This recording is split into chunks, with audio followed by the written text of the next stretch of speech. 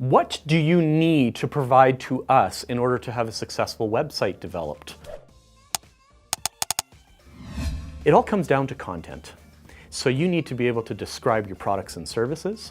We need access to your branding, corporate logo, complementary images. People love imagery, videos and whatnot, visuals that complement your website, not just boring words nobody wants to read anymore. In fact, a quick little comment we just had here off camera was, you've never heard of a blog going viral, but pictures and videos, they do. Keep that in mind. Your homework is to have your content ready for us, pictures and words. And if you don't, you're going to be the person who's going to be holding up the project from being completed on time. But we can help. We have solutions through video to go and capture that content for you and repurpose it in different ways throughout the website to help build it and also complement it through your online marketing strategy. The website is only as good as its content, and we would like to make that experience as good as possible for you and the people who are visiting your website as well. It's all about the user experience. So imagine your website as a brochure that you're going to print out. We need those words, we need those pictures, and that is your homework.